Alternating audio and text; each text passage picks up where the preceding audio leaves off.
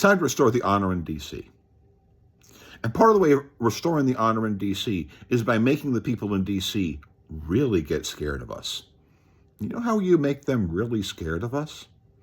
You let them know that we know our rights and that we as Americans have certain fundamental things that we all agree with, right, left, and center. That there are these things called constitutional rights, and we expect the federal government to fit inside of those four corners of the Constitution at all times. Now, we can disagree on, different things. But if government officials start depriving us of our rights, totally destroying them, for example, in this particular incident, in this particular video, people who lawfully and legally are capable of voting, in other words, they're citizens of the right age by whatever the state is, they, regarding the issue of being a felon or whatever, fine. And that, yeah, fine. You can have voter ID or not voter ID or whatever it is that is out there. But what we want is one thing. If a person is lawfully capable of voting, that person should be able to vote. End of sentence, done. And when you create legal structures that prevent people who are lawfully capable of voting from being able to vote, we are no longer going to sit there and be upset. We are going to want 18 U.S.C. 242, the guard dog of our constitutional rights, to put whoever is the government employee who denied my ability to vote or to pay penalties, or Bevin's actions, to pay cash. One of the two. Now, granted, your individual vote, right? The damages aren't going to be very much for your individual vote. But the bad news is the people who really play at the macro level of trying to hack away at voters. Like, for example, in North Carolina, when they were trying to get rid of 60,000 voters. What really impressed me about that particular incident is they put the people online of whose votes are being challenged. I never knew that was like that. I was always watching Greg Palast, and now I'm watching the Election Truth Alliance because of the incredible voter irregularities and some different things that clearly were designed to prevent people from voting, like bomb threats and that sort of thing that shut down polling places for short periods of time, or hacking and that sort of thing. The best way to prevent people from hacking is very simple. Would be 18 U.S.C. 242. Because taking away just one person's vote isn't going to be a lot of damage, right? Under 18 U.S.C. 242, that's about $1,000.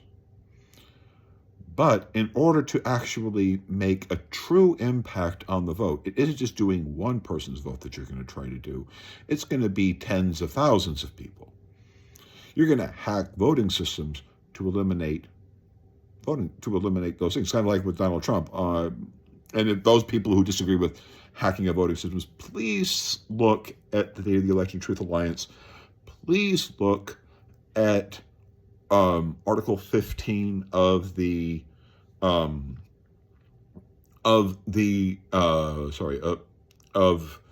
impeachment efforts that are done. Those videos. And yes, Donald Trump and his crew in Georgia did actually hack voting systems. That's actually what they pled guilty to.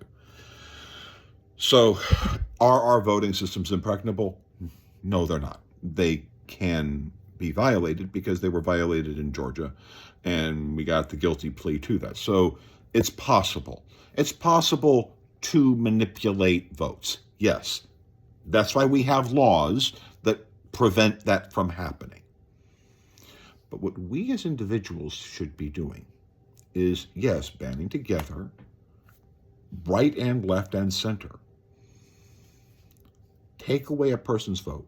If you do 50,000 people, then there's real damage. And if it's $1,000 per person, let's just say, and you take away 50,000 people's right to vote, then that individual, person in government could be cost $50 million. That's a lot of money. Start doing hundreds of thousands of people, that's also a lot more money. We need to do this. We need to step up and say, no, the only way you deny a person their right to vote is if, one, it's the question of whether or not they are a convicted felon in their conviction status or that particular status prevents them from being able to vote in this particular state. Are they of the right age? Are they a U.S. citizen? If those things can be proven, they should be able to vote. End of sentence, and I don't care how they vote. We should have the courage that Dr. Martin Luther King had during the Voting Rights Act, when he says that he didn't care how people voted. He says, I trust you. I trust you to vote in your interest. I trust you to vote how you feel, and I believe you, and you will vote either saying that Dr. Martin Luther King, is a great guy, or that he was a communist. One of the two, and either way, Dr. King didn't care. Dr. King just believed everyone should vote. End of sentence, that's it. That's how we need to approach it. And just tell every single lawmaker who's out there playing these games, you take a voting right, you start taking voting rights from American people, you better just do it to 1 or 2 or 10 people. That's fine. But if you do it to thousands and tens of thousands of people, run, because we're coming for you under 18 U.S.C. 242, and we're going to want you in jail for 1 day per person. We're going to want you to pay $1,000 per person. We're going to want to have you sue for the damages of each individual person. We will class action screw you to the wall, because we just want everybody to vote. And if there needs to be voter IDs, fine, so long as the ID allows anyone who is lawfully capable of voting to vote. You want to play around with registration forms and try to deny people's ability to vote? Yeah, you better be worried when that person tries to come and vote.